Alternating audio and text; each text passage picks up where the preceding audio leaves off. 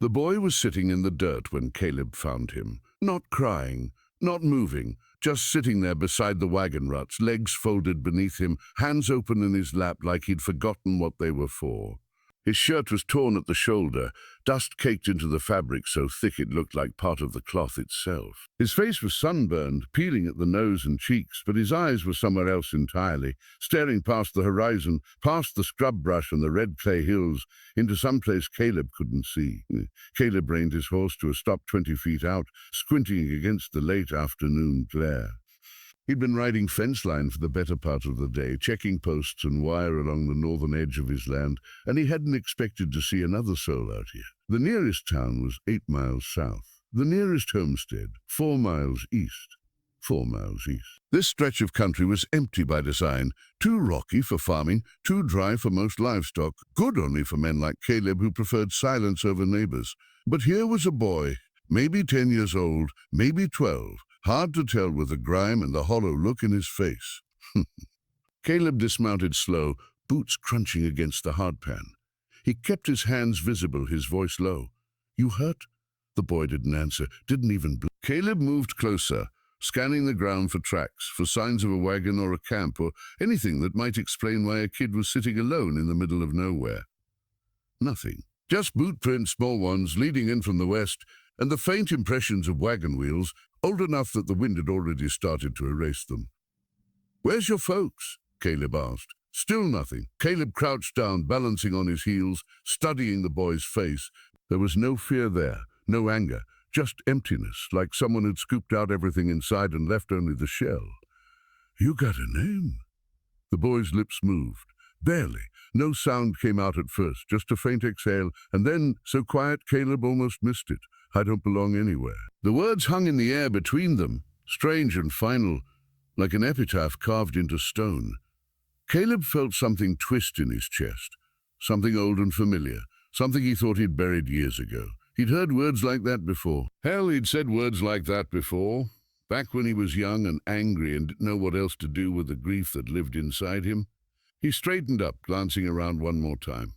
The sun was sinking fast, painting the sky in shades of rust and gold. In another hour, it would be dark. And out here, dark meant cold, meant coyotes, meant a boy sitting alone in the dirt wouldn't make it to morning. Caleb exhaled through his nose, long and slow, and made a decision he knew he'd probably regret. "Come on," he said, extending a hand. "You can't stay here." The boy didn't move. "I got a place," Caleb continued, keeping his voice steady. "Got food. Got a roof. You can rest there tonight, and tomorrow we'll figure out where you're supposed to be." The boy's eyes finally shifted, just barely meeting Caleb's for the first time. There was something in that look, something wary and tired and resigned all at once, like he'd already learned not to hope for much. But after a long moment, he reached out. His hand was small and cold, fingers thin as twigs. Caleb pulled him to his feet, and the boy swayed slightly, unsteady, like he hadn't stood in a while. Caleb steadied him with a hand on his shoulder, then walked him over to the horse. "You ever ridden before?" The boy shook his head. "Nothing to it," Caleb said. He lifted the boy up into the saddle, then swung up behind him, settling the reins in one hand and keeping the other on the boy's shoulder to hold him steady. The kid felt like nothing, all bone and skin, no weight to him at all. They rode in silence, the only sounds the steady rhythm of hoofbeats and the low whistle of wind through the brush. Caleb kept his eyes on the trail ahead, but his mind was elsewhere, circling the same questions over and over. Where had this boy come from? Where was his family? And why, out of all the empty miles of scrubland, had he ended up here? By the time they reached the ranch, the sky had turned deep purple, the first stars beginning to prick through the dusk. Caleb's place wasn't much, a small cabin, a barn, a corral with 3 horses and a mule. It was quiet, isolated, exactly the way he liked it.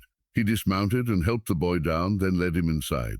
The cabin was dim and smelled faintly of wood smoke and leather. Caleb lit a lantern, the flame casting long shadows across the rough-hewn walls. "Sit," he said, nodding toward the table. The boy sat. Caleb moved to the stove, stirring up the coals and setting a pot of stew to warm. He sliced bread, poured water into a tin cup, and set it all in front of the boy without a word. The boy stared at the food for a long time, like he wasn't sure it was real. Then, slowly, he picked up the spoon and began to eat. Caleb watched from across the room, arms folded, leaning against the doorframe. The boy ate like someone who'd been hungry for a long time. Not fast, but deliberate, each bite measured and careful, like he was afraid it might disappear. When the bowl was empty, the boy set the spoon down and looked up at Caleb. "Thank you," he said quietly. Caleb nodded. "You got a name?" The boy hesitated. "Jesse, Jesse," Caleb repeated. "All right, I'm Caleb." Jesse's gaze dropped to the table, his fingers tracing the grain of the wood. I don't have anywhere to go. Where'd you come from?" "Wagon train," Jesse said, his voice barely above a whisper. "We were heading west. My ma and pa, they got sick.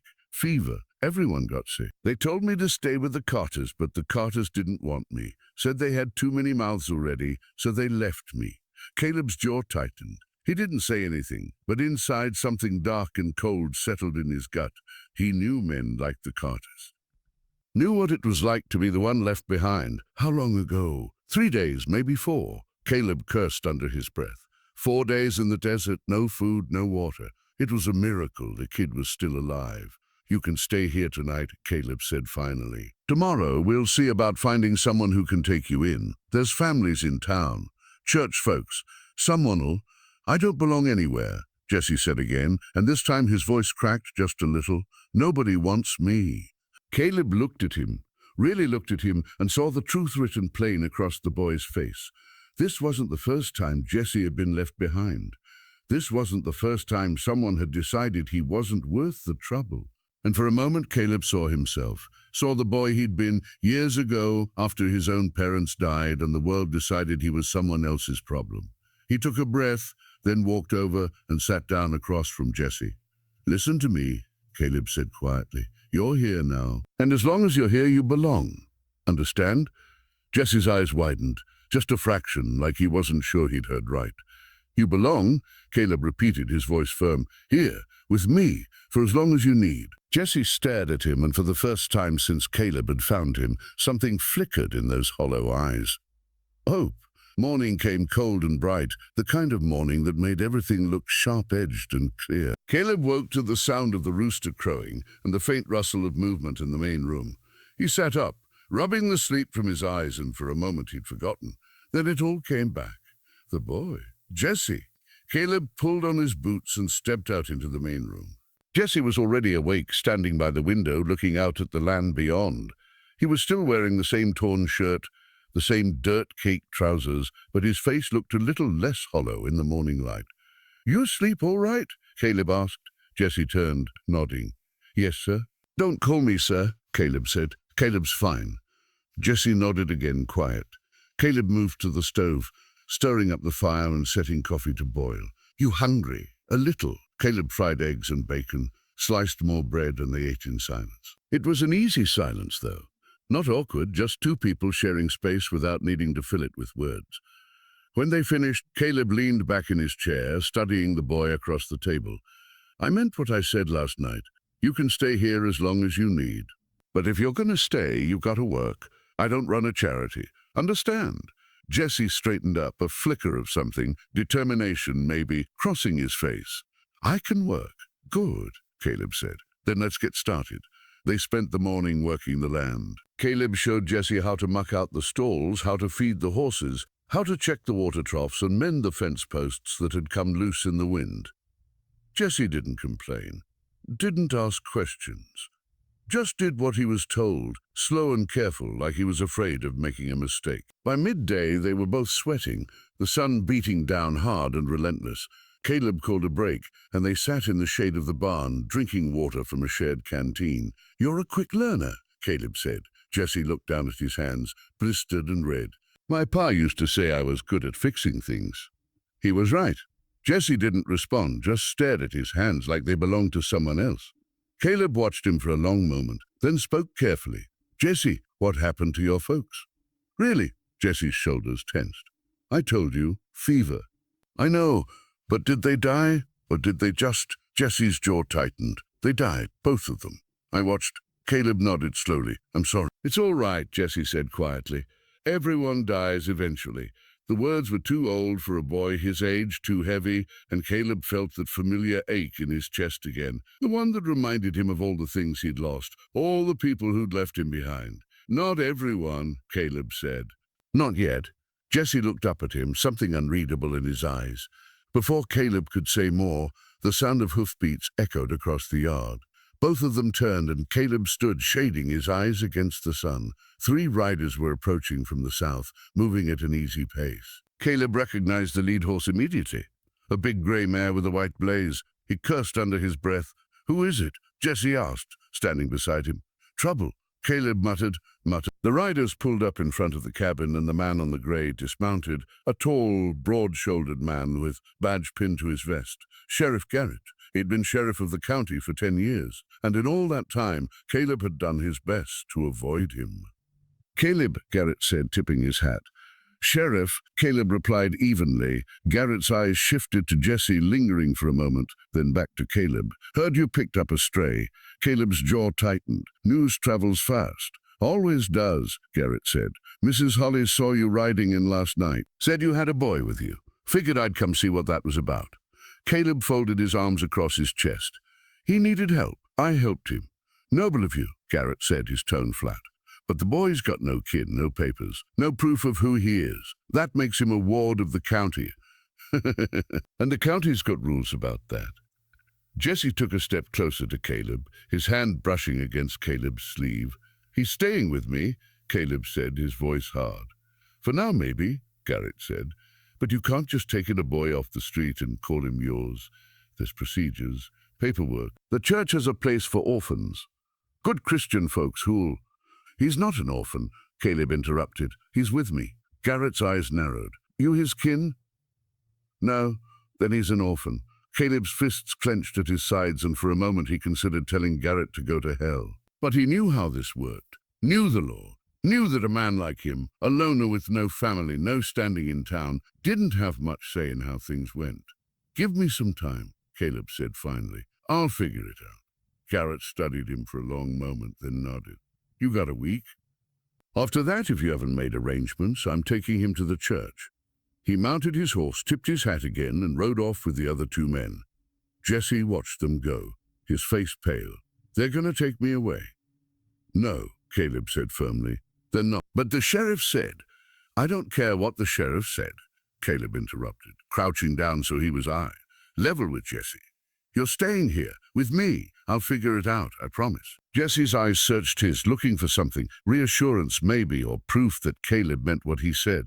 "I don't belong here," Jesse whispered. "I don't belong anywhere." Caleb put a hand on the boy's shoulder, his grip firm. "You belong here. You belong with me, and I don't break my promises." Jesse's lip trembled just barely, and then he nodded. But as Caleb stood and looked out at the horizon, he couldn't shake the feeling that time was running out. The days that followed felt like walking a tightrope. Caleb worked the land with Jesse beside him, teaching him how to ride, how to rope, how to read the sky for signs of weather. The boy was a fast learner, quick with his hands and careful with the animals. He didn't talk much, but he didn't need to. There was an understanding between them now, something unspoken but solid. But the shadow of Sheriff Garrett's deadline loomed over everything. Caleb spent the evenings sitting at the table, scratching out letters to distant relatives he hadn't spoken to in years, trying to find someone. Anyone who might vouch for him, who might help him prove that Jesse belonged with him and not in some church orphanage. But the replies when they came were all the same. "Sorry, can't help, good luck." By the 5th day, Caleb had nothing. He was sitting on the porch that evening, staring out at the darkening sky, when Jesse came and sat beside him. "You're worried," Jesse said quietly. Caleb glanced at him. "I'm fine. You're a bad liar." Caleb huffed a breath that might have been a laugh. "Yeah, I am." They sat in silence for a while, the only sound the distant call of a nighthawk. "If the sheriff comes," Jesse said, his voice small, "I'll go. I don't want to cause you trouble." Caleb turned to him, his expression hard. "You're not going anywhere." "But no," Caleb said firmly. "I told you. You belong here, and I meant it." Jesse looked down at his hands, and Caleb saw the faint tremble in his fingers. "I've been left behind before," Jesse whispered. "Lots of times. It's all right. I'm used to it." Caleb felt something crack open inside him, something raw and painful. He reached out and put a hand on Jesse's shoulder, his voice low and steady. "Then it stops now," Caleb said. "You hear me? It stops now." Jesse looked up at him, and for the first time, Caleb saw tears gathering in the boy's eyes. "Why?" Jesse asked, his voice breaking. "Why do you care?" Caleb didn't answer right away. He looked out at the land, at the wide open sky, at the life he'd built out here in the middle of nowhere. And he thought about all the years he'd spent alone, convincing himself that he didn't need anyone, that solitude was safer than connection. But looking at Jesse now, he realized something. He'd been wrong. "Because I know what it's like," Caleb said quietly, "to feel like you don't belong, to think nobody wants you, and I'm not letting that happen to you. Not if I can stop it." Jesse's face crumpled and he leaned into Caleb, his small shoulders shaking. Caleb wrapped an arm around him, holding him steady, and for a long time they just sat there together as the night settled in around them. But peace didn't last. The next morning, Caleb woke to the sound of horses. A lot of them. He bolted upright, his hand instinctively reaching for the rifle beside his bed. He moved to the window and looked out, his blood running cold. There were 6 riders in the yard. Sheriff Garrett was at the front, his face grim. Behind him were 2 deputies Caleb recognized, and 3 men he didn't, hard-faced men with guns on their hips and cold eyes. Caleb's stomach dropped. He turned and saw Jesse standing in the doorway of the small back room, his face pale. "Stay inside," Caleb said. "But stay inside," Caleb repeated, his voice hard. He grabbed his rifle, checked the load, and stepped out onto the porch. Garrett dismounted, his hand resting on the butt of his revolver. "Morning, Caleb." "Sheriff," Caleb said evenly. "You're a day early." "Change of plans," Garrett said. "Got word this morning. Turns out the boy you're harboring, he's wanted." Caleb's grip tightened on the rifle. "Wanted for what?" One of the hard-faced men stepped forward, pulling a folded paper from his coat. "Theft, arson, and assault. Wagon train company filed a report."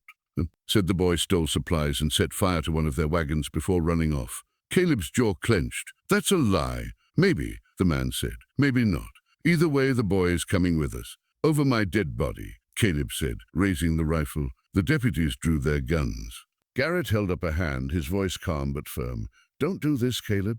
You're outnumbered, and you're outgunned. Let us take the boy, and nobody gets hurt." "He didn't do what they're saying," Caleb said. "He's a kid. He's been through enough." "That's for a judge to decide," Garrett said. "Not you." "Oh, darn." Caleb's finger hovered near the trigger, his mind racing. He could fight. He could try. But 6 men with guns? He wouldn't win. And if he died, Jesse would be taken anyway. But if he gave Jesse up, he couldn't. He wouldn't. He wouldn't. "Last chance, Caleb," Garrett said. And then from behind him, Caleb heard the creak of the cabin door. "Don't." Jesse stepped out onto the porch, his face set, his hands raised. "Don't fight them. I'll go." "No," Caleb said, his voice breaking. "Jesse, I'll go." Jesse repeated, his eyes meeting Caleb's. "I don't want you to die for me." Caleb stared at him, his chest tight, his heart pounding. And then Jesse looked at him and whispered, "Thank you for everything." They took Jesse in iron cuffs. Caleb stood on the porch, rifle still in hand, watching as they lifted the boy onto the back of a horse and tied his wrist to the saddle horn. Jesse didn't fight, didn't cry, just sat there staring straight ahead, his face blank. Garrett mounted his horse, looking back at Caleb one last time. "I'm sorry, Caleb. I really am." Caleb didn't respond. He just watched as they rode away, the dust rising in their wake until they disappeared over the ridge. Then he lowered the rifle, sank down onto the porch steps, and put his head in his hands. For a long time he just sat there, the weight of it all pressing down on him like a stone. He'd failed. He'd promised Jesse he wouldn't let them take him, and he'd failed. But as the sun climbed higher and the heat of the day set in, something else began to rise inside Caleb. Not grief, not despair, but anger. Cold, sharp, focused anger. He stood, walked back inside, and began to move. First, he saddled his horse. Then he packed a saddlebag. Water, food, ammunition. He strapped on his revolver, loaded the rifle, and swung into the saddle. He didn't have a plan, didn't know what he was going to do. But he knew one thing. He wasn't letting Jesse go. He rode hard, following the trail the riders had left, pushing his horse as fast as he dared. By late afternoon, he crested a ridge and saw them below. Camped beside a narrow creek, the horses tied to a cottonwood tree. Jesse was sitting apart from the others, his hands still cuffed, his head bowed. Caleb dismounted and crept closer, staying low, using the rocks and brush for cover. He could hear their voices, the deputies laughing, one of the hard-faced men complaining about the heat. Garrett sat off to the side, staring into the fire. Caleb waited until dark. When the camp settled and most of the men rolled into their bedrolls, Caleb moved. Silent as a shadow, he slipped past the perimeter, keeping to the darkness until he reached the tree where Jesse sat. Jesse's head snapped up, his eyes wide. Caleb pressed a finger to his lips, then pulled a knife from his belt and cut the ropes binding Jesse's wrists to the tree. He unlocked the cuffs with a key he'd lifted from Garrett's saddlebag earlier, then pulled Jesse to his feet. "Stay close," Caleb whispered. "Don't make a sound." They moved together, slow and careful, back through the camp and into the darkness beyond. Caleb's horse was waiting where he'd left it, and he lifted Jesse up into the saddle before swinging up behind him. "Hold on," Caleb murmured, and then they rode. They rode hard through the night, putting miles between them and the camp, until the first light of dawn began to break over the horizon. Only then did Caleb slow, pulling the horse to a stop beside a narrow stream. Jesse slid down from the saddle, his legs shaky, and turned to look up at Caleb. "You came back," Jesse said, his voice barely above a whisper. "Of course I did," Caleb said. "But why? They'll come after you now." "I don't care," Caleb interrupted. "You're my responsibility, and I don't leave behind people I care about." Jesse's eyes filled with tears, and this time he didn't try to hold them back. "I don't understand. I'm nobody. I'm just nobody." Caleb crouched down in front of him, putting a hand on his shoulder. "You're not nobody. You're Jesse, and your family." Jesse stared at him, and then slowly he nodded. Caleb pulled him into a hug, holding him tight, and for a long moment, neither of them spoke. When they finally pulled apart, Caleb stood and looked out at the horizon. "We can't go back to the ranch. Not yet. They'll be looking for us. But I know a place. Up in the hills. Up in the hills. We can lay low there for a while, figure out our next move." "And then what?" Jesse asked. "Then we come back," Caleb said, "and we make them listen. We prove you didn't do what they're saying, and we make sure you get to stay where you belong." Jesse looked up at him, hope flickering in his eyes. "You really think we can?" Caleb smiled just a little. "I know we can." They stayed in the hills for 3 weeks. Caleb knew the land better than anyone, knew the hidden trails, the caves, the places where water ran even in the dry season. He'd spent years out here long before he'd built the ranch, and the wilderness felt more like home than any town ever had. Jesse adapted quickly. He learned to fish, to trap, to start a fire without matches. And in the quiet hours when the work was done and they sat by the fire, Caleb told him stories. Stories about his own childhood, about the people he'd lost, about the years he'd spent wandering before he'd finally found a place to call his own. And Jesse slowly began to tell his own stories. About his parents, about the wagon train, about the Carters and the way they'd looked at him like he was a burden, a weight they couldn't afford to carry. "I used to think it was my fault," Jesse said one night, staring into the fire, "that I wasn't good enough. That if I'd been better, smarter, stronger, maybe they would have kept me." "It wasn't your fault," Caleb said firmly. "People fail each other all the time. But that doesn't mean there's something wrong with you. It just means they were wrong." Jesse looked over at him, and Caleb saw something shift in his expression. Something lighter, something closer to peace. "You really mean that?" Jesse said. "I do." Jesse nodded slowly, and then he smiled, just a little, but it was enough. On the 21st day, Caleb made a decision. "We're going back," he said. Jesse looked up, startled. "What? But they'll listen," Caleb said, "because we're going to make them." They rode into town at midday when the streets were busy and the people were watching. Caleb rode straight to the sheriff's office, Jesse sitting in front of him and dismounted in full view of everyone. Sheriff Garrett stepped out onto the porch, his hand on his gun. "Caleb, you're under arrest." "Maybe," Caleb said, "but you're going to hear me out first." A crowd had begun to gather, townsfolk curious and wary, murmuring among themselves. Caleb raised his voice so everyone could hear. "This boy didn't steal anything, didn't burn anything, didn't hurt anyone. The wagon train company lied because they didn't want to admit they left a child to die in the desert. And I've got proof." He pulled a folded paper from his coat. A letter he'd written and had sent to the territorial governor weeks ago.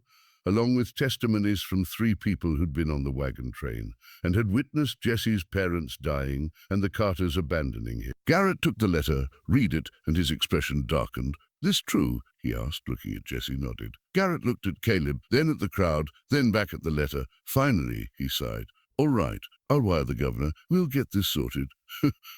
"And Jesse stays with me," Caleb said. "Not the church, not some orphanage. With me." Garrett studied him for a long moment, then nodded. "I'll make the recommendation." The crowd murmured, and Caleb saw a few nods, a few approving looks. It wasn't much, but it was enough. 2 months later, the paperwork came through. Jesse was legally placed in Caleb's custody. No more threats, no more sheriffs at the door. They rode back to the ranch together, and as they crested the ridge and saw the cabin in the distance, Jesse turned to Caleb and said, "I belong here." Caleb smiled. "Yeah, you do." Years later, when Jesse was grown and had a ranch of his own, he would still ride out to visit Caleb. They'd sit on the porch together, watching the sunset, and sometimes Jesse would ask, "Do you ever regret it? Taking me in?" And every time Caleb would shake his head and say, "Not once," because family wasn't about blood. It was about choice, about looking at someone and saying, "You belong here, with me." And that was worth everything. The last light faded over the hills, and the 2 of them sat in silence, side by side, exactly where they were meant to be. 2 silhouettes on a porch, the wide sky above them, the land stretching out endlessly. "Oh,"